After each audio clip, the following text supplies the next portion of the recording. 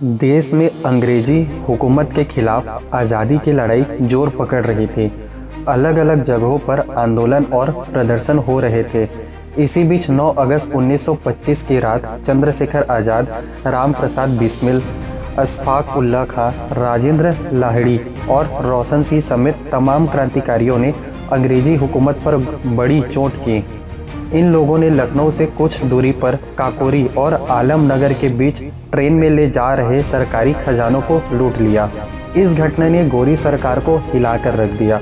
Hindustan Republic army के क्रांतिकारियों के इस एक्शन से अंग्रेज तिलमिला उठे थे। लूट के बाद चंद्रशेखर आज़ाद पुलिस के हाथ नहीं लगे थे, लेकिन राम प्रसाद बिस्मिल, अशफाक उल्लाह खान, राजेंद्र लाहिड़ी और रोशन सिंह को पुलिस ने गिरफ्तार कर लिया। आइए विस्तार से देखते हैं काकोरी कांड की इस घटना को। हिंदुस्तान रिपब्लिक एसोसिएशन के क्रांतिकारियों ने 9 अगस्त 1925 को उत्तर प्रदेश में लखनऊ के पास स्थित काकोरी में एक ट्रेन में डकैती डाली थी। इसी घटना को काकोरी कांड के नाम से जाना जाता है।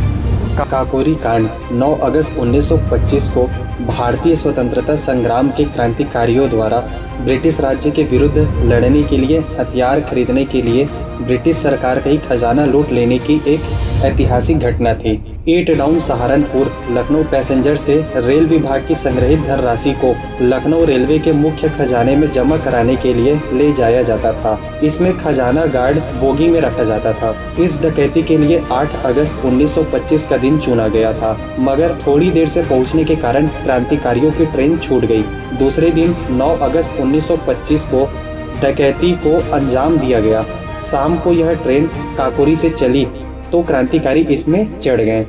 लखनऊ से पहले काकोरी रेलवे स्टेशन पर रुककर जैसे ही गाड़ी आगे बढ़ी, योजनानुसार राजेंद्र नाथ लाहिड़ी ने 8 down Saharanpur Lucknow passenger train को चेन खींचकर रोका और क्रांतिकारियों द्वारा पंडित राम प्रसाद बिस्मिल के नेतृत्व में अशफाक उल्लाह खां, चंद्रशेखर आज़ाद व 6 अन्य सहयोगियों की सहायता से ट्रेन पर धावा बोलते हुए रक्षा गार्ड के डिब्बे से सरकारी खजाने का बक्सा नीचे गिरा दिया। पहले तो उसे खोलने का प्रयास किया गया, किंतु जब वह नहीं खुला तो अशफाक उल्लाह खां ने अपना मौजर मनमथनाथ गुप्त को पकड़ा दिया और हथौड़े लेकर बक्सा तोड़ने में जुट गए। मनमथनाथ गुप्त ने उत्साहपूर्वक मौजर का ट्रैगर दबा दिया, जिससे निकली गोली अहमद अली नाम के यात्री को लग गई। वह मौके पर ही मर गया। जल्दबाजी में चांदी के सिक्के व नोटों से भरे चमड़े के थैले चादरों में बांधकर वहां से भागने में एक चादर वहीं छूट गई। इस ट्रेन डकैती में कुल 4601 रुपए 15 आने 6 पाई लूटे गए थे। इसकी FIR की कॉपी आज भी काकोरी थाने में फोटो फ्रेम में सुरक्षित रखी गई है। FIR की मूल कॉपी उर्दू में लिखी गई थी। इस लूट के दौरान क्रांतिकारियों द्वारा जर्मनी की 4 माउजर और देसी पिस्तौल का उपयोग किया गया था। आइए देखते हैं काकोरी कांड में शामिल क्रांतिकारियों के नाम। काकोरी कांड में केवल 10 लोग ही शामिल हुए थे। राम प्रसाद बिस्मिल ये नेतृत्व करते थे।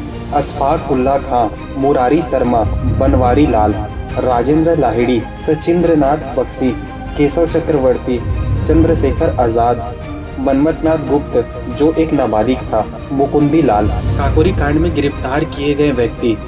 ब्रिटिश सरकार ने काकोरी ट्रेन डकैती को गंभीरता से लिया और CID इंस्पेक्टर तजदुक हुसैन के नेतृत्व में स्कॉटलैंड की पुलिस को इसकी जांच का काम सौंप दिया। पुलिस ने काकोरी कांड के संबंध में जानकारी देने व षड्यंत्र में शामिल किसी भी व्यक्ति को गिरफ्तार करने के लिए पुरस्कार की घोषणा के साथ विज्ञापन सभी प्रमुख स्थलों पर लगा दिए। क्रांतिकारियों को पकड़वाने के लिए 5000 रुपए के इनाम की घोषणा की गई थी। पुलिस को घटना स्थल पर मिली चादर में लगे धोबी के निशान से पता चला कि चादर शाहजहांपुर के किसी व्यक्ति की है। शाहजहांपुर के धोबियों से पूछताछ पर पता चला कि चादर बनारसी लाल की है। बिस्मिल के साथी बनारसी लाल से मिलकर पुलिस ने काकोरी डकैती की सारी जानकारी प्राप्त कर ली थी। 26 सितंबर 1925 को राम प्रसाद बिस्मिल को गिरफ्तार कर लिया गया। इस मामले में 40 अन्य व्यक्तियों को गिरफ्तार किया गया था। काकोरी कांड का मुकदमा 2 चरणों में चला। मुकदमा दिसंबर 1925 से लगभग 1927 तक लखनऊ के रोशनदौला कचहरी और फिर बाद में रिंग थिएटर में यह मुकदमा 2 चरणों में चला। पहला काकोरी षड्यंत्र केस, दूसरा पूरक केस। काकोरी षड्यंत्र केस में काकोरी कांड का मुकदमा लखनऊ के रोशनदौला कचहरी और रिंग थिएटर, जो वर्तमान में लखनऊ का प्रथम डाकघर है, में करीब 10 महीने तक चला था। काकोरी ट्रेन डकैती में 4,601 रुपए लूटे गए थे, जबकि सरकार ने काकोरी कांड मुकदमा लड़ने में 10 लाख खर्च कर दिए। जगत नारायण मुल्ला को सरकारी पक्ष रखने का काम सौंपा गया। क्रांतिकारियों की ओर से के.सी. दत्त, जयकरण नाथ मिश्र व कृपा शंकर हजेला ने क्रमशः राजेंद्र नाथ लहड़ी, ठाकुर रोशन सिंह व अशफाक उल्ला खां की फरोखी की। काकोरी कांड मुकदमे का अंतिम निर्णय 22 अगस्त 1927 को काकोरी कांड का फैसला सुनाया गया। उसके अनुसार राम प्रसाद बिस्मिल, राजेंद्र लहड़ी व अशफाक उल्ला खां को आजीवन कारावास तथा फांसी का आदेश सुनाया गया। ठाकुर रोशन सिंह को 10 वर्ष की कड़ी कैद तथा फांसी का आदेश सुनाया गया। सचिंद्र नाथ सैनाल उम्र कैद बरकरार रही। भूपेंद्र नाथ सैनाल, सचिंद्र सैनाल के छोटे भाई, व बनवारी लाल दोनों को 5 वर्ष की सजा के आदेश सुनाए गए। योगेंद्र चंद्र चटर्जी, मुकुंद लाल व गोविंद चरण जी काकोरी कांड में रामनाथ पांडे को सबसे कम सजा 3 वर्ष की सुनाई गई। मनमथ नाथ गुप्त, इन्हीं की गोली से यात्री मारा गया था, उनकी सजा बढ़ाकर 14 वर्ष कर दी गई थी। एक अन्य अभियुक्त राम दुलारे त्रिवेदी को इस प्रकरण में 5 वर्ष के कठोर कारावास की सजा दी गई। काकोरी कांड के शहीदों को फांसी। गोंडा जेल में 17 दिसंबर 1927 को सबसे पहले राजेंद्र नाथ लहड़ी को फांसी दी गई। गोरखपुर जेल में 19 दिसंबर 1927 को पंडित राम प्रसाद बिस्मिल को फांसी दी गई। इलाहाबाद में ठाकुर रोशन सिंह को फांसी दी गई। फैजाबाद में अशफाक उल्ला खां को फांसी दी गई।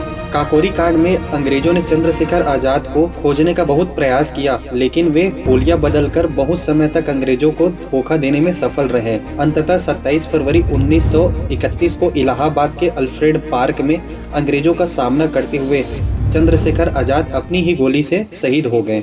राम प्रसाद बिस्मिल पंडित जी की ही द्वारा लिखी गई कविता, जो काकोरी कांड के मुद्दे के दौरान लिखा गया था, जो इस तरीके से है। मेरा रंग दे बसंती चोला, मेरा रंग दे बसंती चोला,